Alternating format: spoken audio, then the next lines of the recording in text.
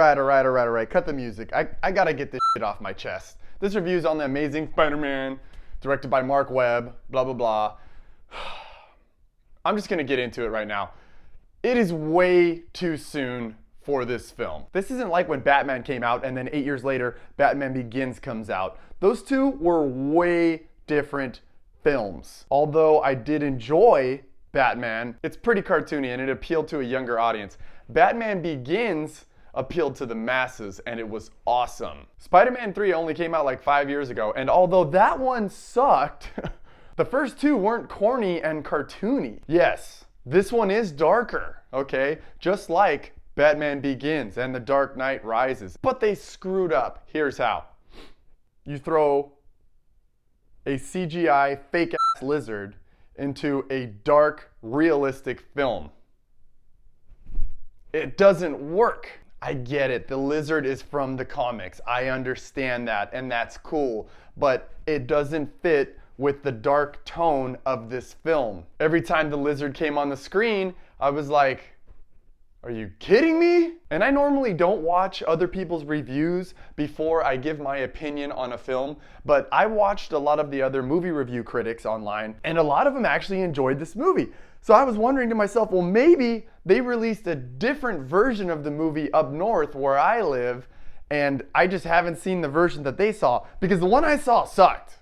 I'm not saying it's a complete failure, because there were some great aspects to it, like the stunts, for example. There was a lot of stunts where there was really a guy swinging through buildings, and it looked great. The dark tone, I really liked the dark tone of the film. It was good. But throwing in a giant lizard that can talk kind of takes you out of the realism of this film and defeats the whole purpose, in my opinion. Now let's get into the storyline. The storyline was cool. I'm not complaining about it too much, but oh my gosh, they made it into such a drama. This is Spider-Man!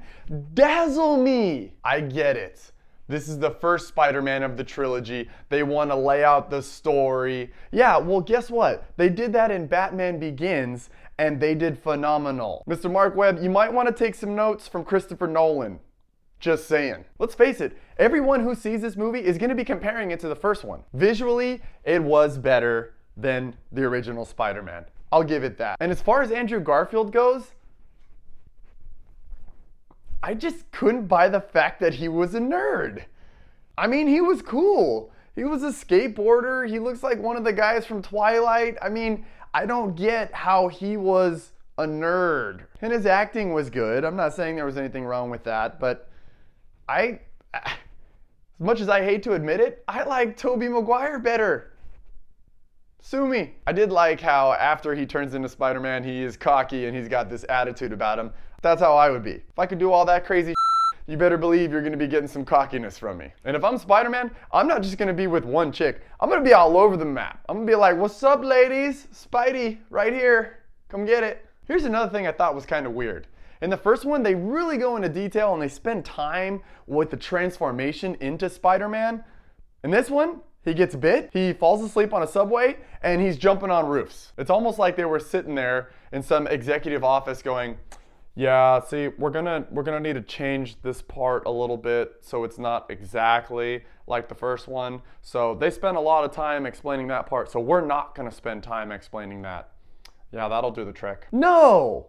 It won't do the trick. Oh, and by the way, Emma Stone, yeah, she did okay, but come on, guys, really? There are tons of hotter girls than that out there. I don't know why everybody thinks she's so freaking hot. She's not that hot. I mean, you got a computer right in front of you. Google hot female actors between the age of 18 and 25. See what happens. Yeah, I'm sure Emma will be in there, but there's gonna be some hotter ones. Guaranteed. Here's my little side note for you. I do think that the second and third one in this trilogy will be good. As long as they don't use any weird lizard CGI creatures, I think they're gonna be okay. So we'll see what happens. For entertainment, I'm gonna rate this a 6.2, which normally would be TV Travie approved, but I'm not approving this. So you can watch it if you want. Let me know what you think in the comment section under this video. And here's some of my favorite comments from last week. So fucking annoyed right now. Last week's question. Who's your favorite YouTuber? Your mom. Well, Since he introduced me to your channel, it's gotta be Azurite Reaction, CTFXC, and Shane. Jeremy Johns, funniest.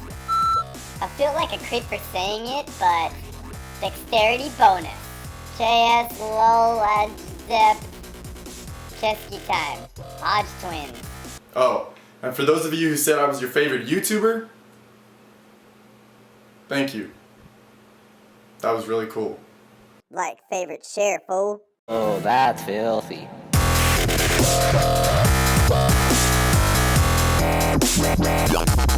Filthy.